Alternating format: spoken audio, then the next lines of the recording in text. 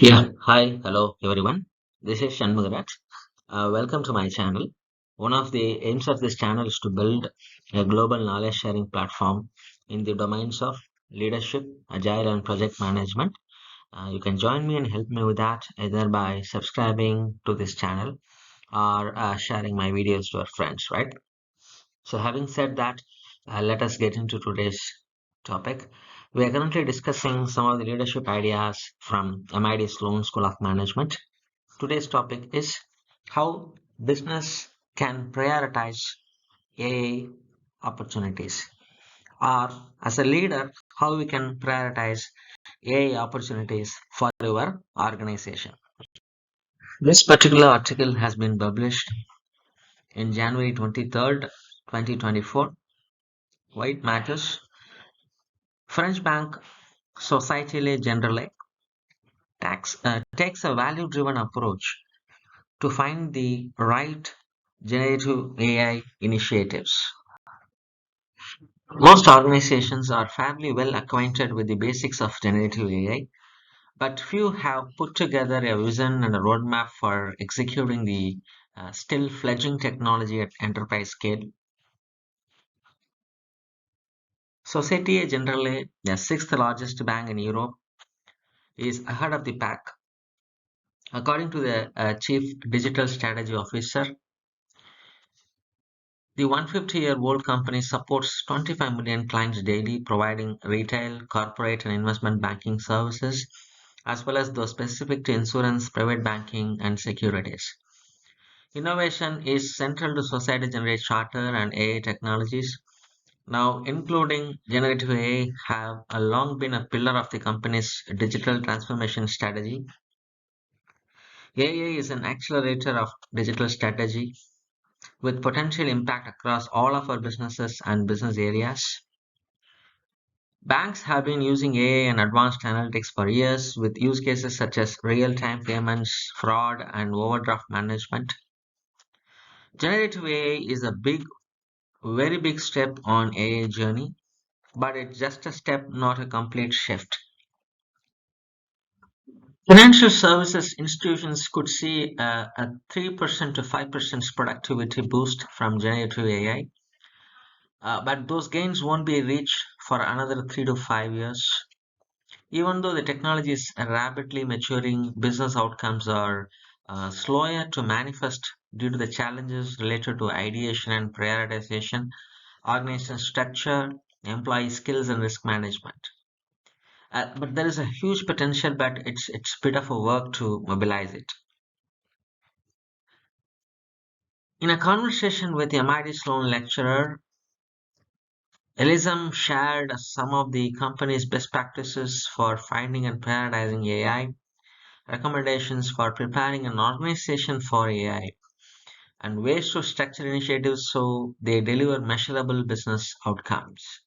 So in this video, we're going to talk about some of the key takeaways from Society Generale's generative AI implementation roadmap.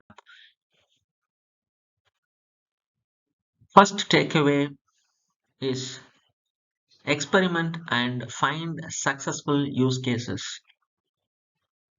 Elism's group has gathered more than 100 qualified generative AI use cases in less than 3 months, representing all the areas of the business. The group determined that generative AI might be able to outperform traditional AI in four primary categories. Those are virtual experts to help people find information in complex, heterogeneous documents for users such as agent or legal assistants. Content generation for creating things such as request for proposal or making or marketing campaigns.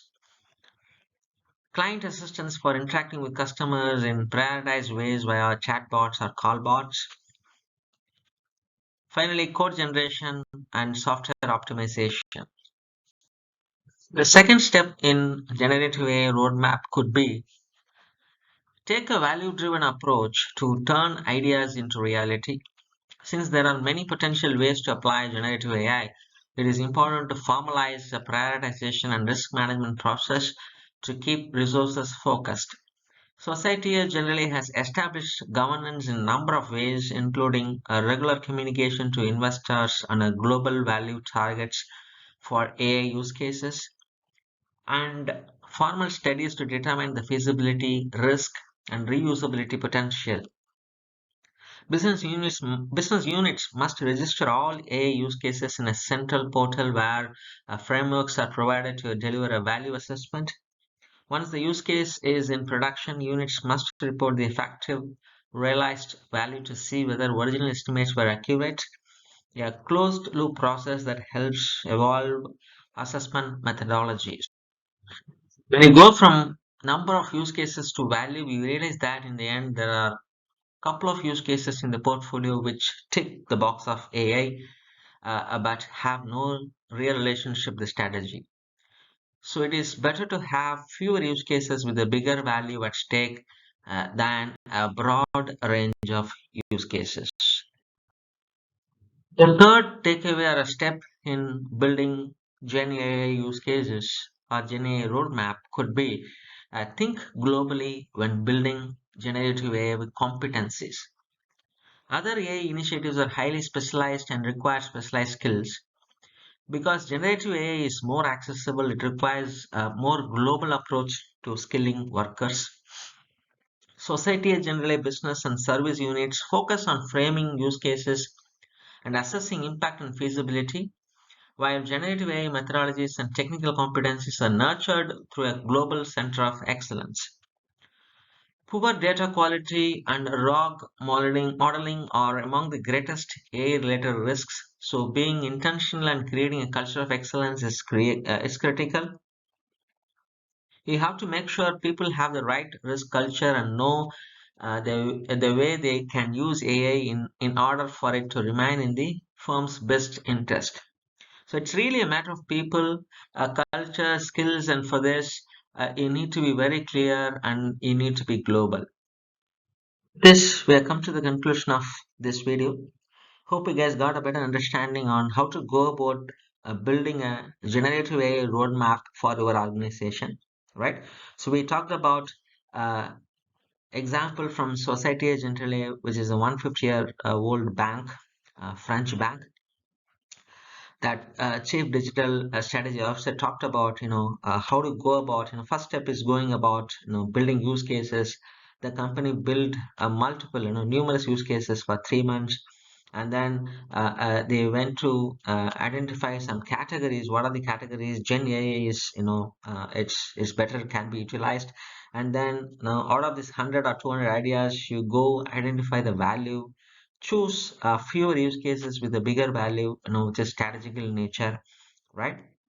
And then finally you have to think very globally so that it reaches everyone, right, in our organization. So ultimately it's about skill, culture, and risk appetite, right? So all those things matter, and you need to be global as well when you think about it, right? So I hope you guys like these kind of videos that helps you to become a better leader, right? So with that, I'm signing off. See you in next video.